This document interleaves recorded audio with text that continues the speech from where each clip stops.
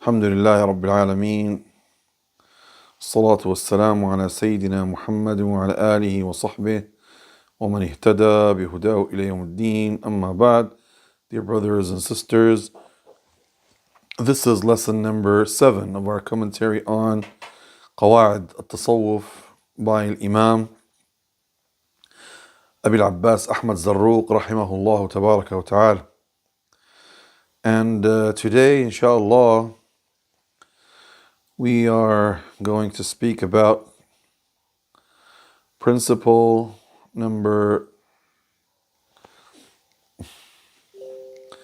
26. Number 26. He says principle number 26. The authority of jurisprudence is universal for the community because its goal is to establish the form of religion, to champion its cause, and to manifest its teachings.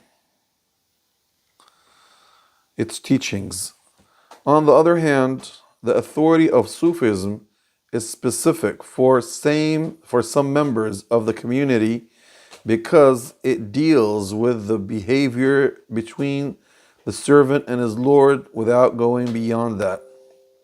As a result, it's acceptable for a jurist to rebuke a Sufi, but not vice versa. One must turn from Sufism to jurisprudence. One must be content with jurisprudence without Sufism. Sufism cannot renounce jurisprudence, for it's invalid without the later. Nor can one turn from Sufism to jurisprudence except through the agency of jurisprudence. Although Sufism has a greater preeminence than jurisprudence, the later is safer and more general for the public good. For this reason, it's said, be a jurisprudence Sufi and not a Sufi jurisprudence. The Sufi of a jurist is more perfect than the jurist of Sufis because the former has realized the path in spiritual state, dead and intuition contrary to the later. The former is firmly rooted in his knowledge and spiritual state. This perfection didn't come to him except through sound jurisprudence and sincere intuition. Neither jurisprudence nor Sufism is valid without the other, just as medicine is on no avail if it's a theory without experience, or an experience without theory. So understand this. طيب.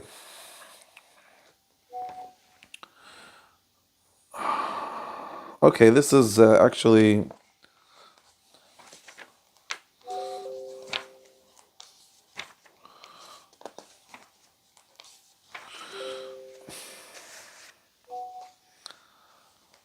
okay. Now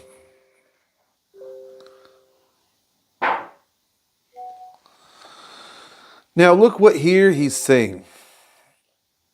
Here he's speaking about something very important. He's saying that fiqh, which is jurisprudence, is something general. Every Muslim has to know the rulings of Islam. How to pray, how to fast, how to do all things that he has to do. Anything he's concerned about, he has to know its rulings in fiqh. Okay?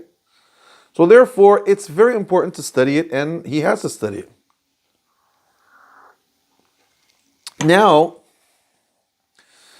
Now, if you go back to, because fiqh actually is the religion. It's the rulings, it's everything that has to do with religion. When you speak about religion, you're speaking about prayer, fasting, doing hajj, and all the rulings of Sharia, branches of Sharia. But Sufism, it's something that few people are concerned about, which means they have to train themselves, to purify themselves, and go in high ranks. Yes, everybody has to have a minimum of this type of knowledge, which is tazkiyatun nufus, purifying yourselves. But going deep in this, it's specialized. Some specialize and decide to go there, and some decide to become scholars in this type of knowledge, but not everybody would do that. So therefore, when the scholar of fiqh, the jurist, says, "Oh, you Sufi, you're making a mistake," he has the right to do that. But vice versa is wrong. A Sufi can't come and say to the faqih, "You made a mistake in this and you didn't do this," and stuff like that, because he's short in knowledge, where the faqih is capable, and that's why we had this conflict in the history between these two groups. The fuqaha scholars always condemned many Sufis, and the Sufis, on vice versa, condemned the fuqaha. And you see nowadays many people who study fiqh and aqeedah and stuff like that, they condemn a lots of actions of Sufis, and they're right in most of what they're saying. And on the other side, you find many Sufis, they go claiming that what they're doing is right, and these guys are only Wahhabis, these guys are only people who are veiled, mahjubun, these guys don't know, they didn't taste, and all these types of words. And actually this is wrong, totally wrong, because both of them have to benefit from each other.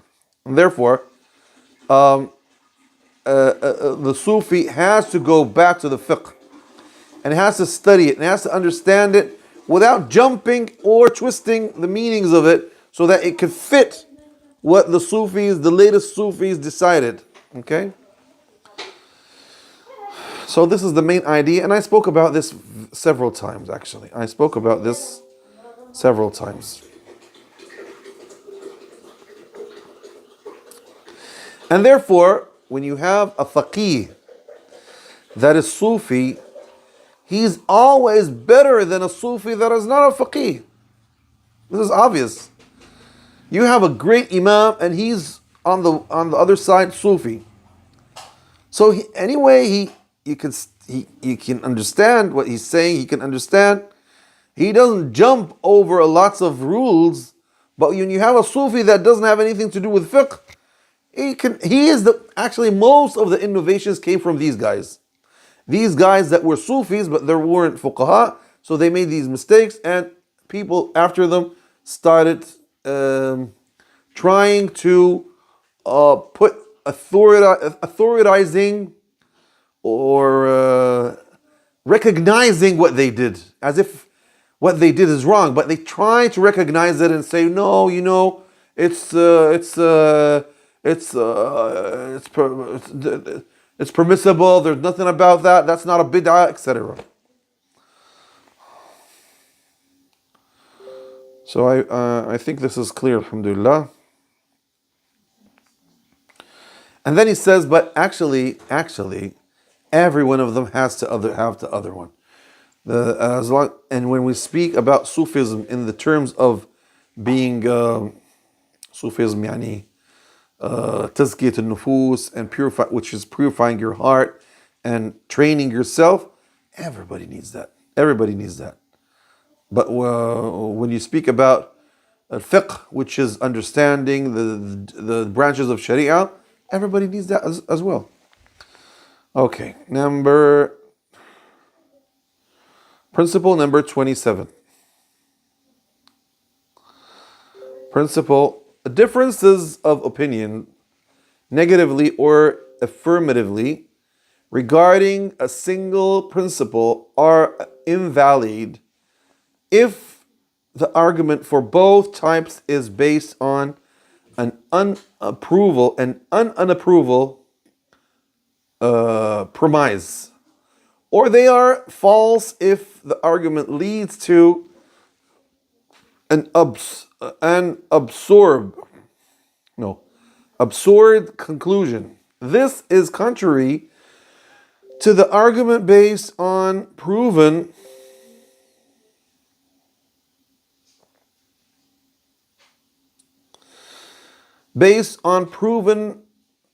premise where everything is sound, and yet the evidence in the hand of its opponents cannot be wrested from him.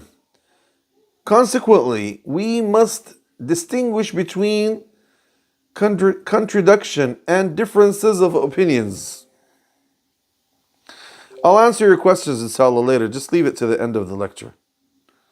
So let us charge with disbelief whoever upholds a doctrine leads to an absurdity in the intellectual contents of dogmas. And let us charge with heresy whoever upholds a doctrine leads to an absurdity in the transmitted form of dogmas. This, if the doctrine is held to be bending, otherwise, whatever is dubious about it should be examined and judged in accordance with the contradiction of the religious scholars on a bending doctrine.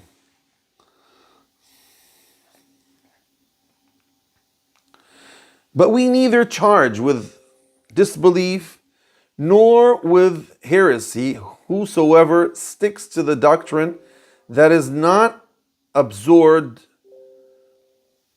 in as much as we cannot be absolutely sure of the unsoundness of its principle given its probability.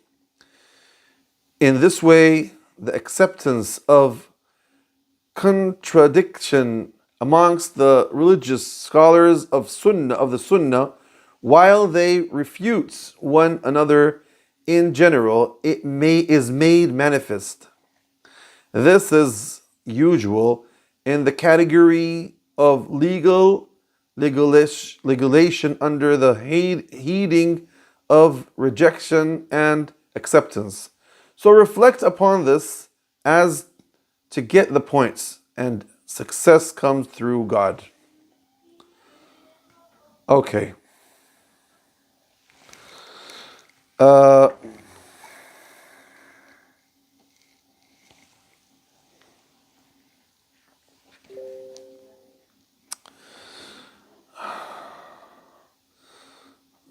Okay, look here.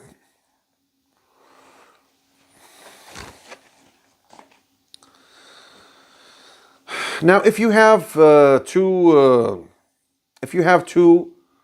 rulings,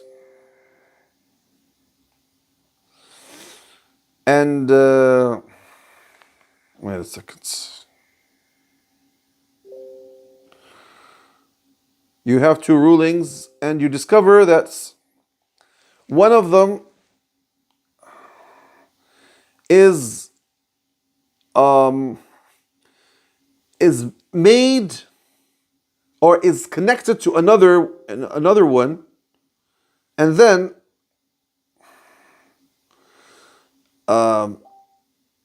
if you want to make it as an evidence, it doesn't work. So this means that it's not a proper thing. Like what? Like, for example, the Mu'tazilites reject as-sirat in the Judgment Day. The sirat is the bridge on hellfire to paradise. And they say, well, this is impossible. How can you have a bridge that is thinner than hair, and sword, and sharper than a sword. Sharper than a sword and thinner than a hair. How are you going to pass on it? So they say that's impossible. And they say that if it's not impossible, that would mean it's torturing the believer. So if you say it's torturing the believer, this is actually something funny. It's ridiculous. Why? Because God can make anything He wants. He can make people pass on that sword or that bridge if He wants. So it's not something that you make it logically in the Judgment Day. Judgment Day, most things there don't fit on your sense or your logic. You see? So therefore, this is not a proper thing. This is not a proper thing to say that's, I don't know, this is impossible, it can't happen. So therefore, if you have one ruling that is like that, it's not proper. Now, if this ruling leads to something that is impossible, wherever it is, it's impossible. Therefore, it's a false ruling.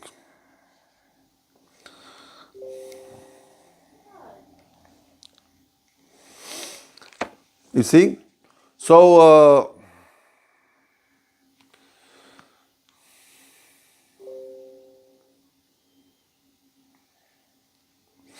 but if the evidence is logic and the conclusion is right, therefore this is a right ruling. So therefore, he says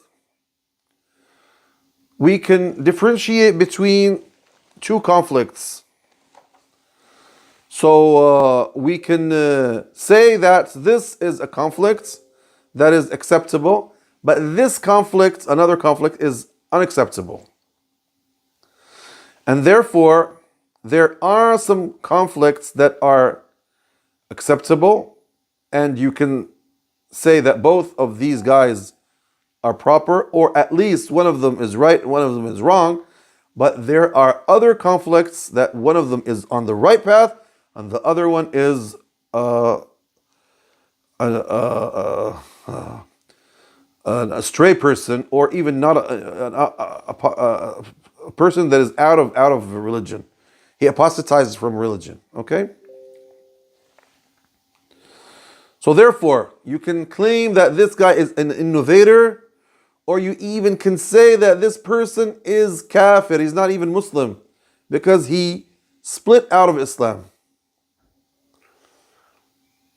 And this goes according to the evidence that you use when you speak about what the so-and-so said. Or what, you know what does he want to say here?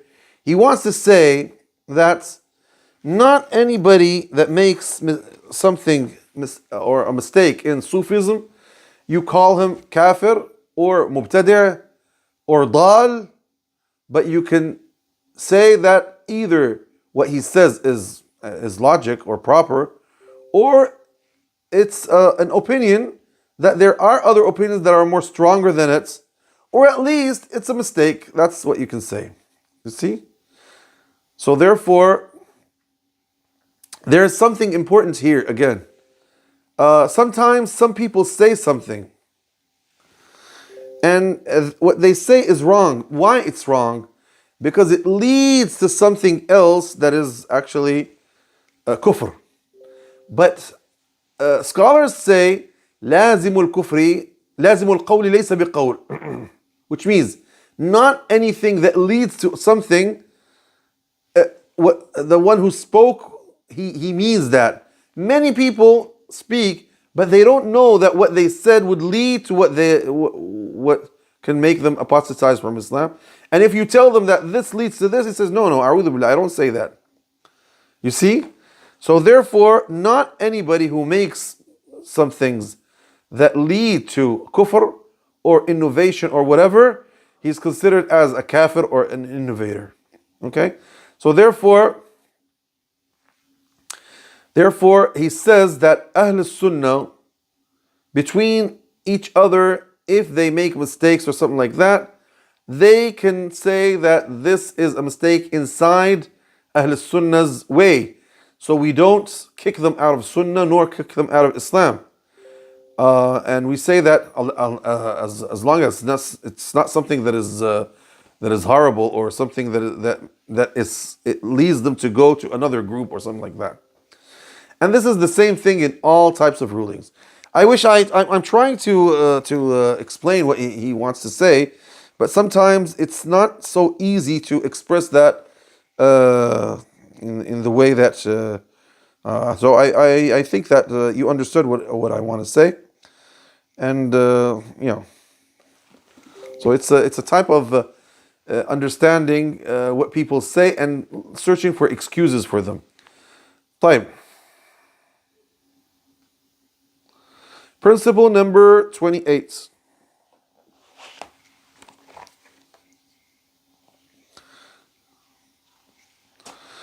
There is a method for everything. At the beginning, the conditions that a seeker of knowledge must fulfill are listening and acceptance. Afterwards, he must have reflection and understanding, the explanation and reasoning, and finally practice and propagation of knowledge. Whenever a stage is reached before it should be, access to knowledge of its inner reality is prohibited. So a knower without study is an object of ridicule, and an academician without formation is of no significance. A mental image not strengthened by understanding is useless without it. And knowledge stripped of authority cannot expand the mind. That which is fruitless is sterile. Study is the seeker's life, but on condition it's accompanied by objectively and humility. Yeah, humility. The later being the acceptance of the truth through virtuous nature. But when the number of seekers is too great, objectively and humility are not extent. So limit yourself to the essentials and seek no victories. Search for knowledge, but neglect not your duties. Success comes through God.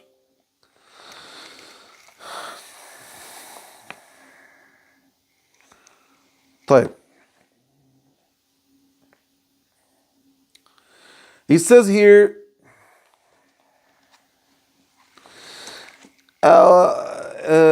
the seeker of knowledge, طالب العلم, in the beginning, he has to search for knowledge by listening and accepting, and then trying to have a view about what he studied, and then understanding it, and then searching for evidence and stuff like that. And after that, he has to practice what he learned. Now, if he started a step before another one, that wouldn't lead him to the reality. And this is what happens with a lot of people who want to jump instead of going step by step in knowledge. They want to jump. Instead of studying the first book, he goes to the last book. Instead of studying with this stage, he goes to another stage. So therefore, any scholar, that so-called scholar, that didn't study, didn't learn, he would become a silly person that people would mock him. And he would be a person that has a lots of knowledge in his head, but he doesn't understand what he has. It's like what Allah Almighty said about Jews. They are like donkeys having books over them, because they have books, but they don't understand what do the books have, what do they study. I mean, they don't understand what are in the books. You see? So therefore, this is a type of knowledge that it's redundant. You don't have anything to do with it because it's nothing. Something that you don't understand, you don't benefit from, it's just information in your head, but you don't do with it anything. And therefore, this is a barren knowledge, which would not, fruitless knowledge, would not give you anything. Now, what makes knowledge alive? What makes knowledge alive and always with you? It's discussing with your friends. When you sit down with your friends, instead of speaking about the markets, the trades, soccer, football, stuff like that, you speak about knowledge. What was the last thing you studied? What did the so-and-so say? What is the evidence about so-and-so? Etc. But this is when you are fair in discussing, which means don't be unfair in discussing. You just want your evidence to be the right evidence, and you don't care about the others. You reject them. You might be unpolite with them. No, that's not. You have to be humble. You have to be fair, and therefore you have to accept the truth with good morals. And don't take a lot of things on the same time without studying one thing and understanding it properly until you become capable in it, and then go and study something else. Okay? Beautiful teachings, beautiful words. He says here, the same thing. He says here, don't discuss with a lot of people on the same time, because that makes you get angry and nervous and stuff like that. But when you're only few people and discussing about things, no, that makes you benefit actually.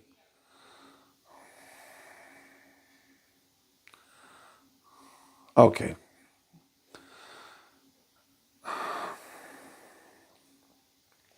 Principle number 29.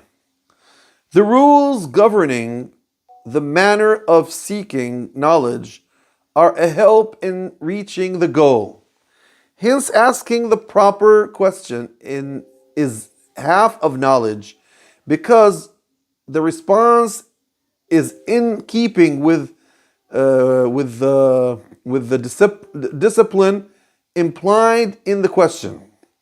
Ibn al-Arif, may Allah have mercy upon him, said, every true seeker of knowledge must have the following three characteristics. 1, knowledge of objectivity and adherence to it through the proper qualities.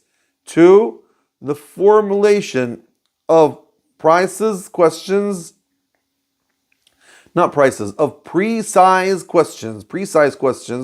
stripping time of all aspects of ambiguity in general. The 3rd, realizing the destination between contradiction and difference of opinion. I say this, that which refers back to a single principle is a difference of opinion, which is God's decree as determined in all things by independent legal authority. That which refers back to 2 principles, the falsehood and one becoming apparent upon investigations, is a contradiction. But God knows best.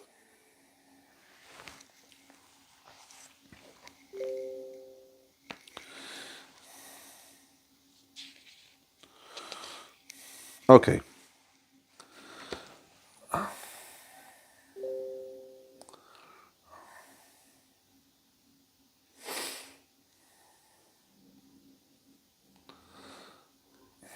Now, look, this is actually this principle. He says that when you study properly, you start understanding things, and therefore, before asking, the question itself is a type of knowledge. And the questions of knowledgeable people are not like questions of ignorant people. And therefore, when a scholar or a seeker of knowledge asks a scholar, his question is precise. And therefore, the answer would be a good question. And then he went referring to Ibn al-Arif. Ibn al-Arif has a book called مفتاح السعادة وتحقيق طريق السعادة. This book was compiled by his student Abu Bakr Atiq ibn Mu'min. And Atiq ibn Mu'min, and Ibn al-Arif, this book actually is not a big book. Actually, it's a small book. It's not so big. And Ibn al-Qayyim rahimahullah, in his book مفتاح طريق الهجرتين ومفتاح باب السعادتين, commented on this book. So every time he says قال ابن العريف, قال ابن العريف, and then the book, now it's published in 2 volumes. So therefore, كتاب Imam ibn al-Qayyim طريق السعادتين, طريق الهجرتين is a book that speaks about, it's commenting on this book. That's why I told you that Al-Imam Ibn al-Qayyim rahimahullah, Al-Imam Ibn al-Qayyim rahimahullah and Shaykh al-Islam Taymiyyah rahimahullah, they fixed many mistakes in Sufism. They reformed Sufism. Although they don't like to call it Sufism, but you can say that they reformed it. And they made many commentaries on its main books. And Ibn al-Arif is an Andalusian scholar. And his book is famous. His book is famous. So what did he say, Ibn al-Arif? He said, every seeker of knowledge, a real seeker of knowledge, has to have 3 things. First thing, he has to be fair in discussing and in studying and stuff like that. Second thing, he has to ask his questions in a proper way. And has to ask a question that is precise, not a question that is full of things that when the teacher wants to answer, he can't answer it precise because it has a lot of things in it. And number 3, he has to differentiate between difference and contradiction. There are different things and there are contradiction things. Al-khilaf wal-ikhtilaf. So therefore, Ibn Arif himself mentioned that there are 10 reasons of al-khilaf. 10 reasons of al-khilaf, which means there are 10 reasons of having different opinions from other people. And al-ikhtilaf, look, what is the difference between khilaf and ikhtilaf? Khilaf is contradiction. Ikhtilaf is difference. This is what he wants to say. So therefore, al-khilafu is when you believe that the opposite one is totally mistaken. What you say is right, what he says is totally wrong. It's a mistake. But al-ikhtilaf I can be right and you are right. Both of us are right. But it's difference. And this is how some scholars call it اختلاف التنوع. So we have اختلاف التضاد. اختلاف التضاد, which means this is totally against this. No way to have one opinion about that. This is haram, this is halal, for example. This is sahih, this is fasid. That's it. But الاختلاف, both of them are right. Like what? Like the ways of adhan. You can hear the adhan or the iqama in the Hanafis or the Malikis, the people of Medina, people of Kufa, people of Mecca. No, it's not. It's only ikhtilaf. It's not khilaf. And the different ways of tashahhud, which is Allahumma salli ala, which is at-tahiyatu lillah, zakiyatu lillah, salawat, etc.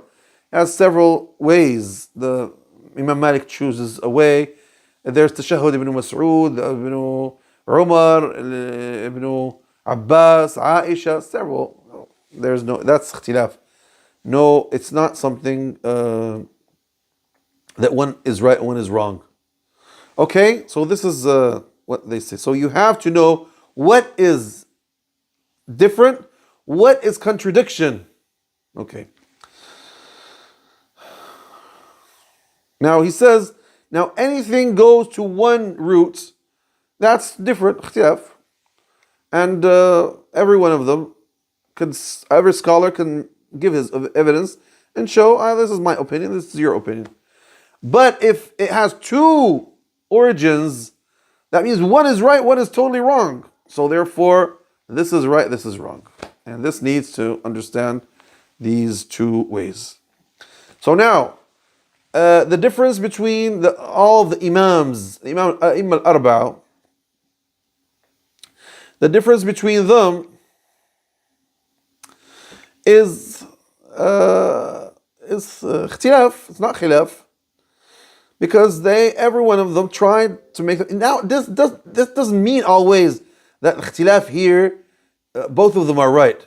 No, but at least both of them made the right way to have the conclusion. They both went on the right way. Where actually the differences between Ahl Sunnah and Khawarij and Shia, Mubtadi'ah, etc., Murji'ah, etc., this is difference, this is a contradiction. One is on the right path, others are rebellions, are innovators, are wrongdoers, that's it. No way to say that some of them are right, some of them are wrong. You can't say, well, Ahl Sunnah and Shia and Khawarij, some here are right, some here are wrong. No. Ahl Sunnah wal Jama'ah, all what they say is right, and the others sometimes say right or wrong. Okay? And we have to believe this. And if you don't believe this, that means you are believing something that you're not sure about. This is not considered as a creed. Aqidah comes from the word uqda. Uqda is a tie. So if you don't tie it properly, which means it's difficult to open it, that's not a aqidah, that's not a creed. It's something that you just imitate somebody else, and that's wrong actually. Okay? And therefore, it says here, anybody that goes and says some false opinions that lead to kufr, therefore we can say that he's kafir. Or at least you can say that words are kufr. Doesn't you need to say because speaking about a specific person is a judgment that needs some work so it needs a specific way to decide is he kafir or not. Yeah. And therefore you can see what they say as for example, the people who say that the Quran makhluq, that the Quran is created. And they say this is the opinion of the Mu'tazilites, okay? They say that the Quran is created. But so sorry, even the Ash'aris and the Maturidis say the same thing. They say that the Quran that we read right now is created. But when we say the Quran is not created, they claim that that God Almighty speaks inside Him. You know, when you think about something and you put it in your mind, this is what they mean, that God Almighty speaks. But He speaks some words without without letters nor sound. No sound, no letters. It's something just inside God Almighty. And they call it Kalamun Nafsiyul Qadim. They say that God speaks with an old, infinite words, that is, that an old infinite speech that is not words nor letters nor it's yeah, nor it's no, you can't claim that this is before this and this is before this, and you can't claim that this is better than this and this is better, etc. The Mu'tazilites were so clear. They said no, God doesn't speak; He creates the speech. So both of them actually say the same thing in the end. Now when you go to somebody and tell them what you say means that God creates some of Him, if we can use this word actually, and therefore, if He creates, if God Almighty, some of Him is created, that means all of Him is created, and this is kufr. And this is why A'immat Sunnah said that the Mu'tazila, the Jahmiyyah are kuffar because of this. But many people say this, but they don't put in their minds this conclusion. They don't even believe in this conclusion in this way. So therefore, you can't say that these guys are kuffar, but you say this is an innovation, and you don't say that even the word leads them to kufr. You don't say it's kufr. But okay, but we say that this is an innovation. It's bid'ah, and people who say this are mubtadi'ah. You see.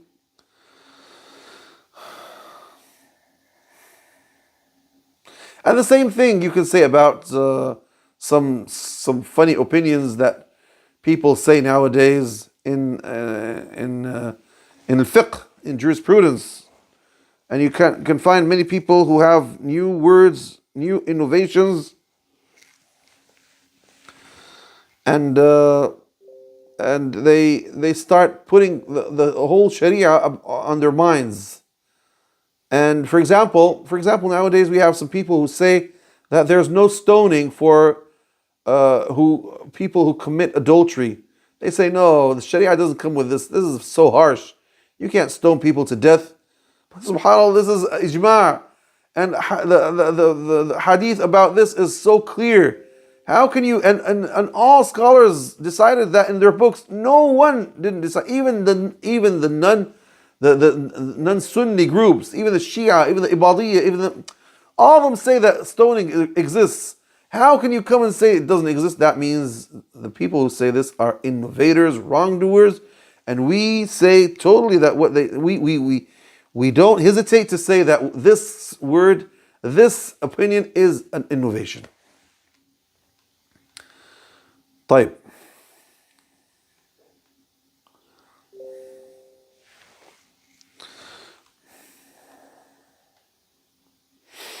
Principle number 30. Cooperation on seeking a thing facilitates its quest and orders the difficulties on obstacles easier for the soul to bear.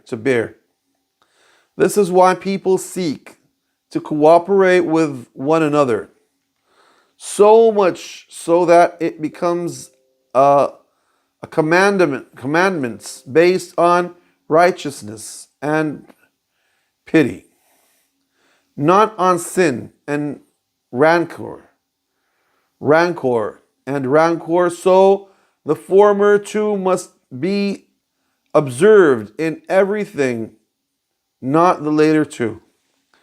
Sayyidi Abdullah ibn Abbad rahimahullah ta'ala said, "Let me give you a piece of advice which only a man of intelligence and experience will understand, and only the neglectful and veiled person will disregard. This is that you must not seek knowledge from a proud man, an innovator, or an uncritical conformist. As for pride, it is a characteristic that prevents the understanding of signs and moral lessons. Innovation causes one to fall in great tribulations. Blind conformism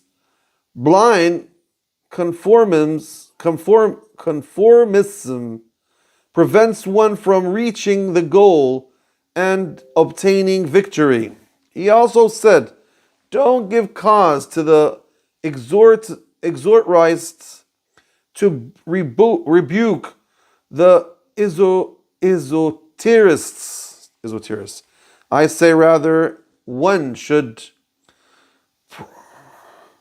prompt the exorcists to favor the exorists rather than oppose them, for every exoritic view that is stripped of its exoritic aspect is invalid and false.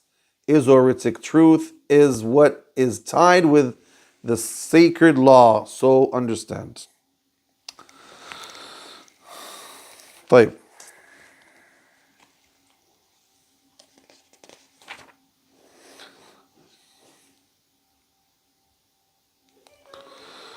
Okay, now here,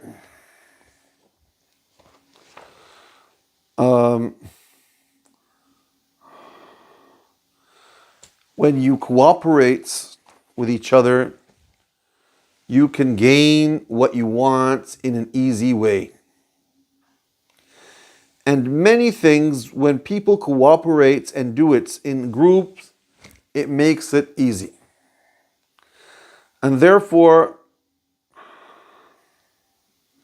we are asked to help each other in many things. Many things we do them in Islam in jama'ah. Like praying in jama'ah, like working in jama'ah, like doing all these types of things. And the Prophet ﷺ said, عَلَيْكُمْ بِالْجَمَاعَةِ فَإِنَّمَا يَأْكُلُ الذِّئْبُ مِنْ قَاصِيَةِ مِنَ الْغَنَمِ. Be always with the group, because the wolf goes and eats the forest ram. The forest ram, when it's far from its group, the wolf goes and eats it. Okay? So therefore, we are ordered to do that, and it's a type of being pious and being close to God Almighty. And we are asked, وَتَعَاوَنُوا عَلَى الْبِرِّ وَالتَّقْوَى وَلَا تَعَاوَنُوا عَلى الْبِرِّ وَالْإِثْمِ وَالْعُدْوَانِ. We are asked to cooperate with each other to do things that lead to being pious and just, and we have to not, or we are not supposed to cooperate with each other to do anything that is bad, that is a sin, considered as a sin. Okay? And therefore, he mentioned something said by Abu Abdullah ibn Abbad. Ibn Abbad al-Nafzi al-Rundi is a great scholar who was in Fez, but originally from Andalusia, from a city called Runda. It's a city in Andalusia. I visited it in the mountains, the south mountains of Andalusia, and he became the Imam of Al-Qarawiyyin, Jami' Al-Qarawiyyin. This is the greatest university in North Africa, all Africa, not only in North Africa.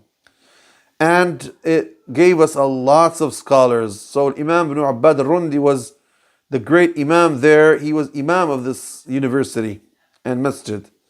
So he said, I give you an advice, and no one would understand it until, but only the wise people, or the smart people, or the ones who passed lots of exams, and no one would reject it unless he's veiled and he's somebody that doesn't care about anything.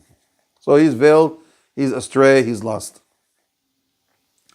Never take this knowledge, which is knowledge of religion, from somebody who's arrogant, or an innovator, or an imitator. He just imitates, he doesn't know what he's doing, he just imitates. Why? Because he says that arrogance,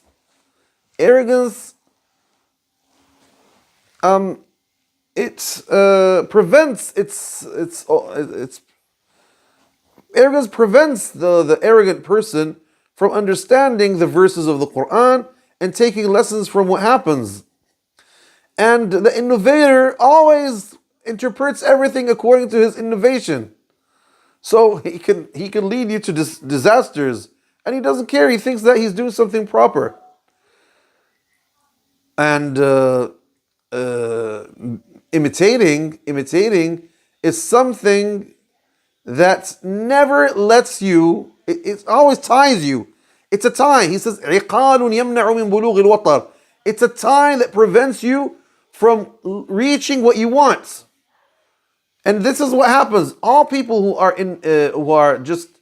who just imitate others never reach to the truth because they imitate. He can't go. He's always like this. He can't see the truth because he's tied to the ones that he imitates.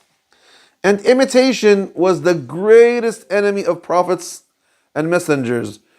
So therefore he says, never let anybody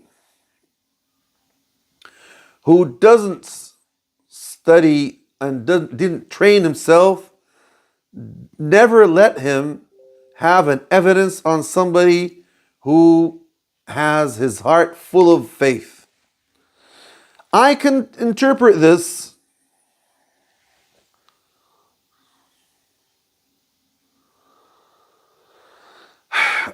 now. Look. Actually, what he says here can be understood in two ways, because he says in Arabic here, وَلَا تَجْعَلُوا لِأَحَدٍ مِّنْ أَهْلِ الظَّاهِرِ حُجَّةً عَلَى أَحَدٍ مِّنْ أَهْلِ الْبَاطِنِ. And it's exactly in his Rasail Ibn Abbad. It's published. He says, وَلَا تَجْعَلُوا لِأَحَدٍ مِّنْ أَهْلِ الْعِلْمِ الظَّاهِرِ حُجَّةً عَلَى أَحَدٍ مِّنْ أَهْلِ هَذَا الْعِلْمِ فإن فيه عكس الحقيقة وسوء الأدب وفساد الطريقة والإفضاء إلى العطب. He says, never let a scholar that is not Sufi condemn a Sufi that is a scholar, or that is a Sufi,